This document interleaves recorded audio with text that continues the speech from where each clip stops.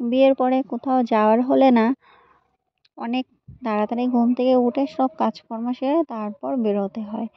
তো দেখো আজকে আমি সকাল সকাল ঘুম থেকে উঠেছি, অনেকটাই সকালে 6টার সময়। 6টায় ঘুম থেকে উঠে যত সব আশেপাশে কাজ ছিল সব সেরে এই যে আমিও তোমাদের দাদাভাই বেরিয়ে পড়েছি। আর এসেছি আজ মায়ের বাড়িতে একদিনের জন্য। এই সকালে এসেছি, আবার সন্ধ্যার দিকে বেরিয়ে যাব। তারপর দেখো এখানে আমাদের ছাগলটা দেখো বাড়িতে এসে দেখি এই ঝুড়ির মধ্যে শুয়ে আছে, কি অবস্থা বলো। তারপরে মা একা হাতে যেহেতু সব কাজ করে উঠতে পারে না, যেহেতু জামাই এসেছে, মা রান্না বান্নার কাজে ব্যস্ত, তাই আমি ভাবলাম ঘরটা নোংরা লাগছে তাই একটু ঝাড় দিয়ে দিই।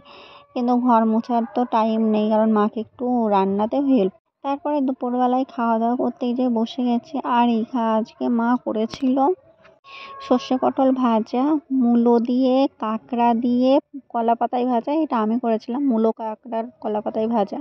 আর করেছিল চিকেন কষা, আর করেছিল দেশি মুরগি, জলপাইয়ের টক, আর ছিল সঙ্গে দই মিষ্টি।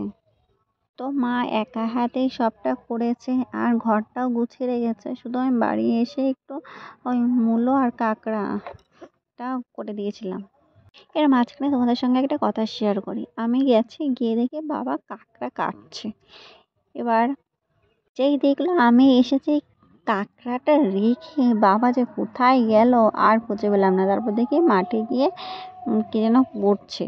তো আমার এই জিনিসটাই ভালো লাগলো, বাবাই এইরকমই, মানে আমার উপর ভীষণ ভরসা করে। আমি গেছি তাই বাবার আর কোনো চিন্তা নেই। এখন বাবার মেয়ে সব করে দেবে, ধোয়া বাচ্চা যা আছে সমস্ত কাজ বাজ। তাই আর কি বাবা কাঁকড়াটা কেটে রেখে পালিয়েছে। তারপরে দেখো একটু বিকালবেলা একটু ফুল তুলতে এসেছি জমিতে, যেহেতু আমি নিয়ে যাব আর আমাদের বাড়িতে ফুল কিনে পুজো দিই, তার জন্য আর কি একটু। তারপরে সন্ধ্যাবেলায় মা একটু চা করে দিয়েছিল, চা খেয়ে আমরা বেরিয়ে পড়েছি। আর তোমরা তো জানো বাড়ি থেকে বেরোনোর আগে আমার মন খারাপ হয়, তাই আমি ভিডিও করতে পারি না। তারপরে বাড়ি এসে দেখো তোমাদের দাদাভাইকে আমি পানি ফল আর মুসম্বি লেবু কেটে দিয়েছি, তারপরে করে দিয়েছি চা।